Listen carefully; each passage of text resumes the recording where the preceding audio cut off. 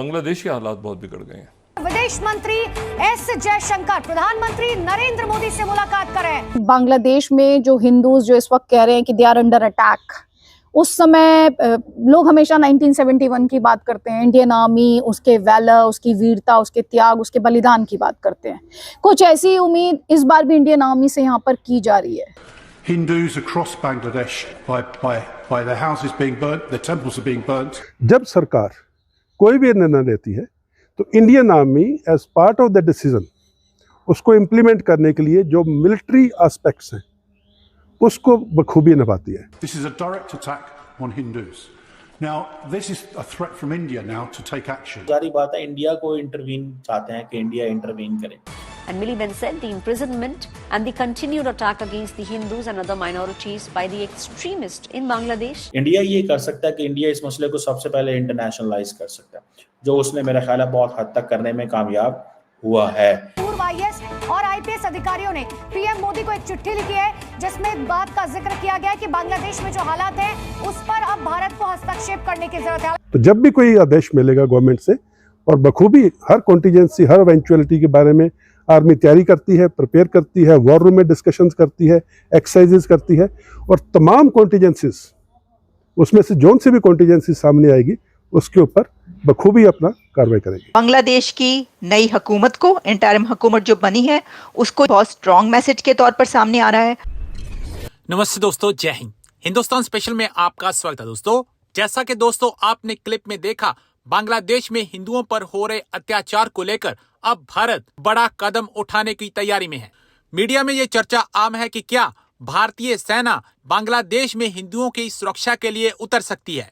ये एक बड़ा कदम होगा। दूसरी तरफ विदेश मंत्री एस जयशंकर ने प्राइम मिनिस्टर मोदी से मुलाकात की है। उन्होंने बांग्लादेश में हिंदुओं के खिलाफ जारी हिंसा पर प्राइम मिनिस्टर मोदी को जानकारी दी। सूत्रों के अनुसार जयशंकर G7 विदेश मंत्रियों की बैठक में शामिल होने के बाद इटली से लौटे थे। उन्होंने इस बैठक के नतीजों की भी जानकारी प्राइम मिनिस्टर मोदी को दी। इटली में जयशंकर ने अमेरिकी विदेश मंत्री एंटनी ब्लिंकन से मुलाकात की। उन्होंने ब्रिटेन, फ्रांस और यूक्रेन सहित कई अन्य देशों के अपने समकक्षों के साथ मुलाकात भी की।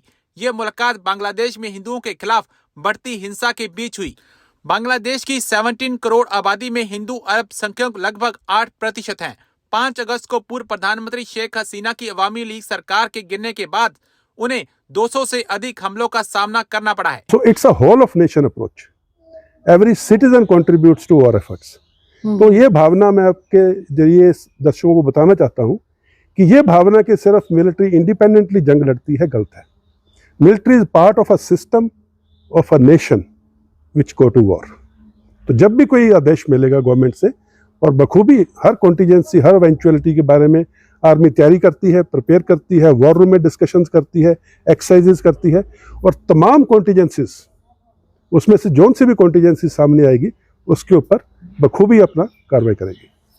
चलिए, आपने एक बड़ी फेमस किताब लिखी, सर दूसरी किताब पे भी काम कर रहे हैं, लेकिन जो किताब लिखी, कितने गाजी आए कितने गाजी गए, और वो अपने आप में एक्चुअली सम अप करती है जम्मू कश्मीर को, कि टेररिज्म का एक लंबा दौर जम्मू कश्मीर ने देखा और नॉर्मलसी भी धीमे धीमे वहां पर दिखाई देती है। We hope for an early return to normalcy, ensuring the safety and protection of Hindus and all other minority communities. वहीं पर उससे पहले ये कहा गया है कि हिंदुओं की सिक्योरिटी और सेफ्टी आपकी रिस्पॉन्सिबिलिटी है, आपको ये करना पड़ेगा।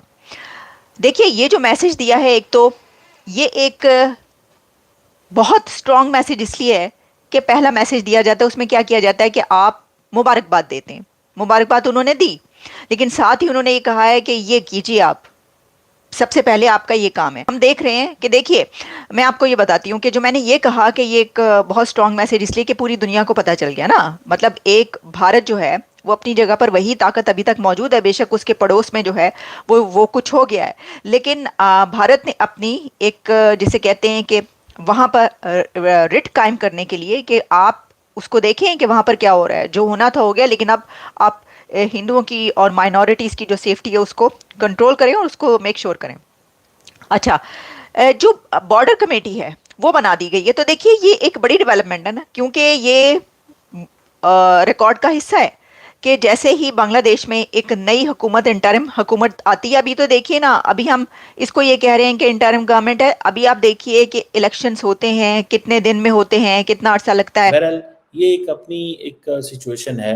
और अब जो जो पॉइंट है कि एक तरफ हम ये देखते हैं कि इंडिया जो है वो जिस दिन से ये महसूस किया जा रहा है कि इंडियन जो हिंदूज़ पे हमले हो रहे हैं, तो इंडिया जो है वो बोल रहा है। अच्छा, मज़े की बात ये है कि लोग कहते हैं कि भाई मुसलमानों पे भी हमले हो रहे हैं, हिंदूज़ पे भी हमले हो रहे हैं, सब पे हमले हो रहे हैं। तो ये एक तासुर दिया जा रहा है कि कोई बात नहीं अगर हो रहे हैं। मेरा ख्याल है कि इन एनी मेजॉरिटी कंट्री जहाँ पे कोई एक ग्रुप, कोई एक ग्रोह, कोई एक मज़हब के लोग मेजॉरिटी में हों, दैट इज़ देयर जॉब कि वो बाकी लोगों को प्रोटेक्ट करें। उनका ज़्यादा काम है कि वो माइनॉरिटीज़ को प्रोटेक्ट करें। अब 170 मिलियन में से अगर आप प्रोटेक्ट नहीं करते, ठीक है, तो दुनिया को क्या पैगाम जाता है? और ये जो अभी चिटागोंग या ढाका या बाकी इलाकों के अंदर जो प्रोटेस्ट हो रहे हैं, they tell us a story. और वो स्टोरी ये है कि एक तो शेख हसीना वाजद जो थी, उसके दौर में हिंदूज़ को प्रोटेक्ट किया जाता था, या लोगों के अंदर डर था कि अगर हमने इस माइनॉरिटीज़ को कुछ कहा तो शेख हसीना वाजद एक्टिव होगी। दूसरा ये भी तासुर है अभी कि क्योंकि जी एक ट्रांजिशन है, तो ट्रांजिशन के अंदर जो बांग्लादेश के मुसलमान हैं वो बड़े गुस्से में हैं। वो गुस्से में इसलिए हैं क्योंकि शेख हसीना वाजद की भारत से दोस्ती है, तो बांग्लादेश के हिंदूज़ को जो है वो पनिश किया जाए। ये कोई तुक नहीं बनता, ये कोई मिसाल नहीं बनती कि आप उठें और कहें जी कि क्योंकि शेख हसीना वाजद की इंडिया के साथ दोस्ती है तो जो बांग्लादेश के हिंदूज़ हैं उनको मारा जाए। ये वो बांग्लादेश के जो हिंदूज़ हैं, दे आर बंगालीज़, ठीक है? उनका ताल्लुक बांग्लादेश से है, उनका ताल्लुक किसी और मुल्क से नहीं है। तो ये हुकूमतों की पॉलिसी से उस मुल्क के लोगों का क्या ताल्लुक है, ठीक है? सो अगर पाकिस्तान और इंडिया का कोई मसला होता है, तो जो पाकिस्तानी अगर किसी जगह पे मौजूद है इंडिया के अंदर, ज़रूरी तो नहीं है उनको आप टारगेट करना शुरू कर दें, या वाइस वर्सा। दिस इज़ ये होता है। सो ये जो प्रोटेक्शन ऑफ माइनॉरिटी है, ये बांग्लादेश के कॉन्स्टिट्यूशन में मौजूद है, ये इंटरनेशनल यूएन चार्टर के अंदर भी मौजूद है, और इस पे दुनिया भी रिएक्ट कर रही है। UN general secretary Antonio Guterres react कर रहे हैं। और इंडिया क्या कर सकता है? देखें, ये एक इम्पॉर्टेंट क्वेश्चन है। इंडिया ये कर सकता है कि इंडिया इस मसले को सबसे पहले इंटरनेशनलाइज कर सकता है, जो उसने मेरा ख्याल है बहुत हद तक करने में कामयाब हुआ है कि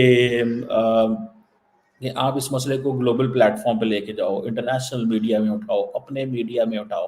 सो basically India obviously wants to portray the Bangladesh a different Bangladesh. Till the time Hasina Wajid was in India, India wanted to portray Bangladesh a different India. जब हसीना वाजिद वहाँ पे नहीं रही, today India wants to portray India जो है वो बिल्कुल different अंदाज से पोर्ट्रे करना चाहते हैं, एक ऐसी जगह जो सेफ नहीं है।